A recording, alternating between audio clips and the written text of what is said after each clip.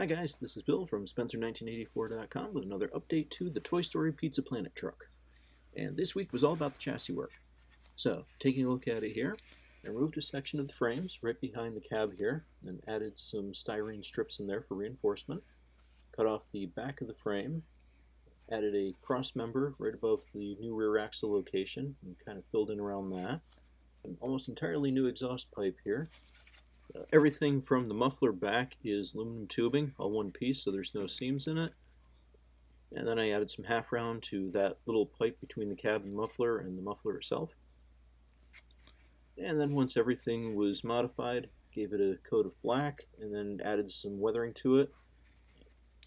Did some grays and browns on the main pan. Did a kind of metallic color on the bottom of the transmission there. The tailpipe and exhaust pipe are done in a couple of different metallic colors with a little bit of burning there at the exhaust tip.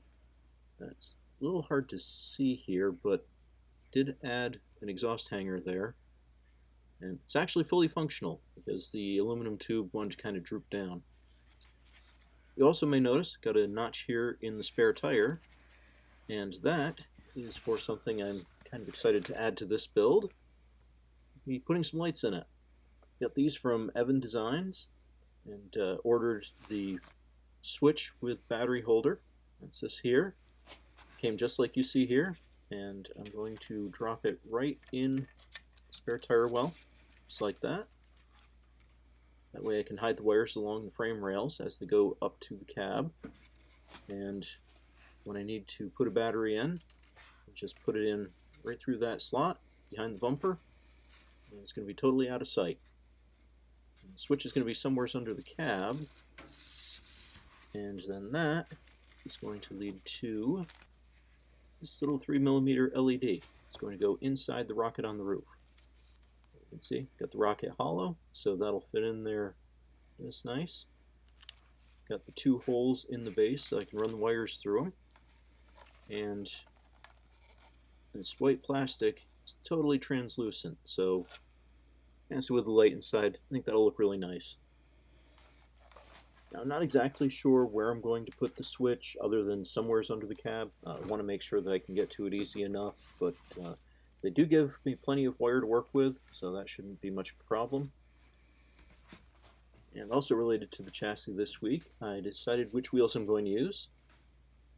Jimmy's 14-inch steel wheels.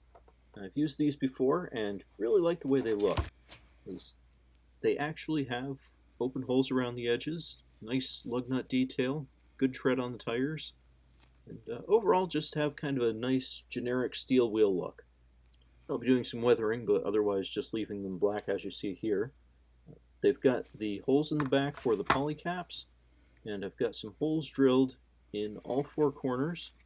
So what I'm going to do is I'm going to drop some metal rod in those holes, and then the tires will just mount straight to that. So that should be a pretty simple process, I'm hoping. Then once I get the tires on, add the fuel tank back to it, and the chassis should be done. And, that just leaves one more thing I wanted to talk about this week. And that was prompted by a conversation a friend and I had last week about this kit here.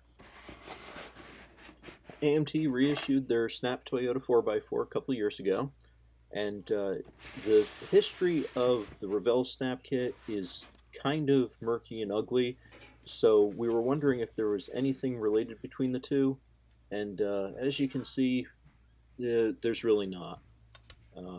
There's obviously some similarities because they're both supposed to be representing the same truck, but as far as any reused or even inspired by parts, there's really nothing here that can be used between the two kits.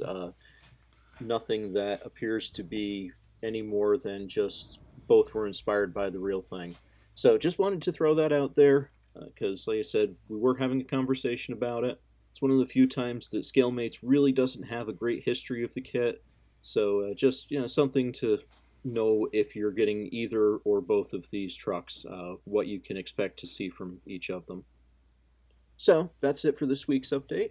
I am going to be doing the interior next week, which should be pretty straightforward. Just need to convert that to a bench seat and then do some painting on it.